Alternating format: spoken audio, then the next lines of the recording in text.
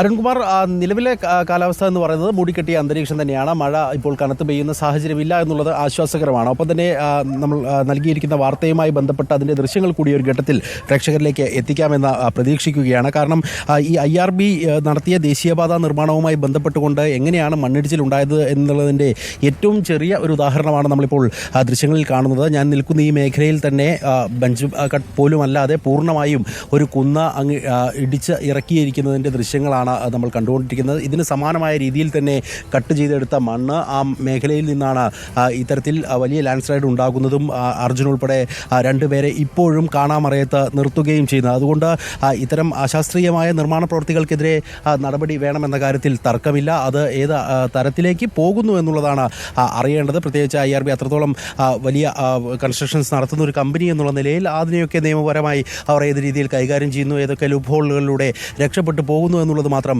കണ്ടറിയേണ്ടതുണ്ട്. ഒപ്പം തന്നെ ഈ കൃത്യമായി ഓരോ കാര്യങ്ങളും വിശദീകരിച്ചുകൊണ്ടുള്ള നോട്ട് തയ്യാറാക്കിക്കൊണ്ടാണ് ഈ ജില്ലാ ഭരണകൂടം ഉൾപ്പെടെ മുന്നോട്ട് പോയിക്കൊണ്ടിരിക്കുന്നത്. നിലവിലെ സാഹചര്യത്തിൽ ഇതുവരെ ഒരു വീഴ്ചയും ഇല്ല എന്നുള്ളത് എണ്ണി പറയാവുന്ന തരത്തിൽ ഡേറ്റ് വൈസ് എന്തൊക്കെ ചെയ്തു എന്നുള്ള കാര്യങ്ങൾ ഉൾപ്പെടെ കൃത്യമായി ധരിപ്പിക്കാനുള്ള നീക്കമാണ് നിലവിൽ ജില്ലാ ഭരണകൂടത്തിൻ്റെ ഭാഗത്ത് നിന്ന് ഉള്ളത് എന്നുള്ളതാണ് നമ്മൾ മനസ്സിലാക്കുന്നത്. അങ്ങനെയെങ്കിൽ ഇനി എന്തൊക്കെ ചെയ്തു, ഇതുവരെ എന്തൊക്കെ ഈ ഒരു മേഖലയിൽ പ്രവൃത്തികൾ എന്നുള്ള നിലയിൽ ചെയ്തിട്ടുണ്ട്, ഇനി എന്തൊക്കെ ചെയ്യാനുണ്ട് തുടങ്ങിയ കാര്യങ്ങളൊക്കെ തന്നെ കൃത്യമായി വിശദീകരിച്ചുകൊണ്ടായിരിക്കും ഇന്ന് ഹൈക്കോടതിയിലേക്ക് അടക്കം ജില്ലാ ഭരണകൂടം പോവുക എന്നുള്ളതാണ് നമ്മൾ കരുതുകയും ചെയ്തത്.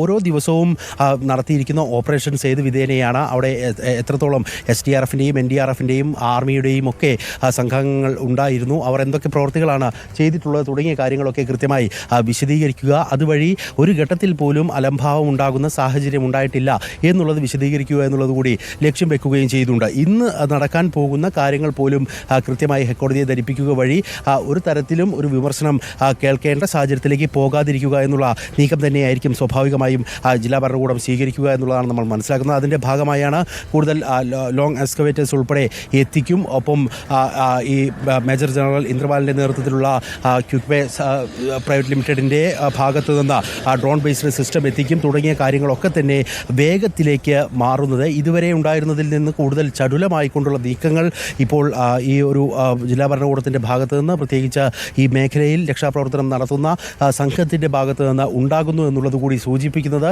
ഇത്തരം വിമർശനങ്ങളെ അതിജീവിക്കുക എന്നുള്ള ലക്ഷ്യവും കൂടി ഉണ്ട് എന്നുള്ളതാണ്. നിലവിൽ മിലിറ്ററി ടീം അകത്തേക്ക് പോയി അവിടെ പ്രവൃത്തികൾ ആരംഭിച്ചിട്ടുണ്ട്. ഒപ്പം തന്നെ NDRFിൻ്റെ സംഘം ഉൾപ്പെടെ ആ മേഖലയിലേക്ക്, SDRFിൻ്റെ സംഘം നിലവിൽ ആ മേഖലയിലേക്ക് പ്രവേശിച്ചു കഴിഞ്ഞിട്ടുണ്ട്. നമുക്ക് മറ്റ് ഫയർഫോഴ്സിൻ്റെ ഉൾപ്പെടെയുള്ള സംവിധാനങ്ങൾ ഈ മേഖലയിലേക്ക് വരുന്നതിൻ്റെ ദൃശ്യങ്ങൾ ഉൾപ്പെടെ കാണാൻ സാധിക്കും. അങ്ങനെ സജീവമായി എല്ലാ സേനാംഗങ്ങളും ചേർന്നുകൊണ്ടുള്ള ഒരു ഓപ്പറേഷൻ, സംയുക്ത ഓപ്പറേഷൻ തന്നെയായിരിക്കും ഇന്നും ഉണ്ടാവുക എന്നുള്ളതാണ്. ആ ഓപ്പറേഷനിൽ നിന്ന് ഇന്നലെ ലഭിച്ചിരിക്കുന്ന സോണാർ റഡാർ സംവിധാനങ്ങളിൽ നിന്ന് കിട്ടിയിരിക്കുന്ന സിഗ്നലുകൾ കേന്ദ്രീകരിച്ചുകൊണ്ടുള്ള ഒരു പരിശോധന, ആ പരിശോധനയിൽ ഒരു മെറ്റൽ പാർട്ടുകൾ ഉൾപ്പെടെ കണ്ടെത്താൻ കഴിയുകയാണെങ്കിൽ അത് ഈ അർജുൻ്റെ ലോറിയുമായി ബന്ധപ്പെട്ടതാണ് എങ്കിൽ അത് അത്രത്തോളം ആശ്വാസമാകുന്ന തരത്തിലേക്ക് കാര്യങ്ങൾ കൊണ്ടുപോകുമെന്നതിൽ തർക്കമില്ല. അങ്ങനെയുള്ളൊരു പരിശോധനയിലേക്ക് ഇന്ന് പോകും. പക്ഷേ മൂടിക്കെട്ടിയ ഒരു അന്തരീക്ഷം ഇപ്പോഴും നിലനിൽക്കുന്നുണ്ട്. ഏതെങ്കിലും തരത്തിൽ കനത്ത മഴയിലേക്ക് കാര്യങ്ങൾ പോവുകയാണെങ്കിൽ അത് പക്ഷേ രക്ഷാപ്രവർത്തനത്തെ ദുഷ്കരമായി ബാധിക്കുമെന്ന കാര്യത്തിൽ തർക്കമില്ല. പ്രത്യേകിച്ച് ഇന്ന് കൂടുതൽ പരിശോധന നടക്കേണ്ടത്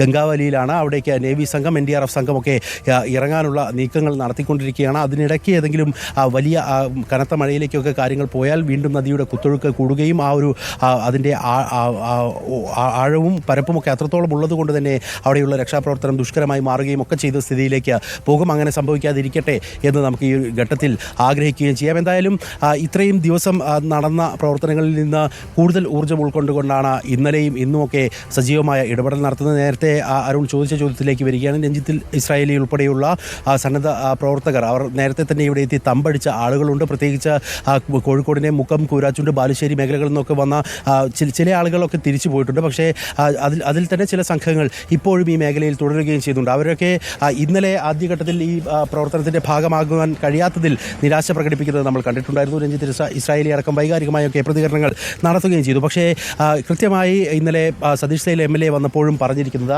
ആവശ്യമായ മാൻ പവർ നിലവിൽ ഈ ഒരു രക്ഷാപ്രവർത്തനം നടക്കുന്ന സ്ഥലത്തുണ്ട്. അവിടെ SDRFിൻ്റെയും NDRFിൻ്റെയും ആർമിയുടെയും ഒക്കെ സംഘാംഗങ്ങൾ അവിടെയുണ്ട്. അതുകൊണ്ട് പുറത്തു നിന്നുള്ള ആളുകൾ, പ്രത്യേകിച്ച് സിവിലിയൻസിൻ്റെ ആവശ്യം നിലവിലില്ല എന്നുള്ളതാണ്. അത് ഉൾക്കൊള്ളാൻ പക്ഷേ സന്നദ്ധ പ്രവർത്തകർ പിന്നീട് തയ്യാറായി എന്നുള്ളത് നല്ല കാര്യം തന്നെയാണ്. അവരത് പൂർണ്ണമായും എല്ലാവരെയും ഉൾക്കൊണ്ടു. ഏതെങ്കിലും ഘട്ടത്തിൽ ഇനി ഞങ്ങളുടെ സേവനം ആവശ്യമുണ്ട് എന്ന് പറയുകയാണെങ്കിൽ ആ മേഖലയിലേക്ക് ഞങ്ങൾ പോകാൻ തയ്യാറാണ് എന്നുള്ള നിലപാടെടുത്ത ഈ പുറത്ത് അതായത് നിലവിൽ പോലീസ്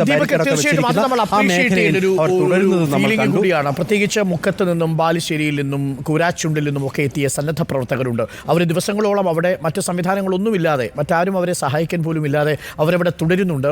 എപ്പോൾ വേണമെങ്കിലും ഈ ഞങ്ങളെ വിളിക്കാം എന്നൊരു പ്രതീക്ഷയോടുകൂടി തങ്ങളുടെ പ്രിയപ്പെട്ടവരെ തിരയാൻ വേണ്ടി അവരെത്തിയിരിക്കുന്ന മനുഷ്യർക്കെല്ലാം നമ്മൾ ഹൃദയത്തിൽ നിന്ന് തന്നെ ഒരു സല്യൂട്ട് കൊടുക്കണം ഈ ഘട്ടത്തിൽ, അതിലൊരു സംശയവുമില്ല.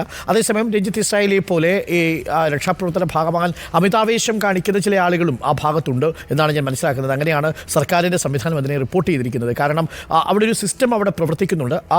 ആ സിസ്റ്റത്തിനിടയിൽ ഒരു അമിതാവേശത്തിൻ്റെ ആവശ്യമില്ല എന്നതാണ് ആർമിയും നേവിയും ഒക്കെ പറയുന്നത്. അത് വളരെ ഇമ്മച്യൂറായ വളരെ അൺപ്രൊഫഷണലായ ഒരു സെർച്ചിങ് സംവിധാനമായിരിക്കും. എന്തായാലും ആ കാര്യം രഞ്ജിത്ത് ഇസ്രായേലിയും ഒപ്പം തന്നെ മനാഫും ഒക്കെ മനസ്സിലാക്കിയിട്ടുണ്ട്. മനാഫും അക്കാര്യം ബോധ്യപ്പെട്ടു.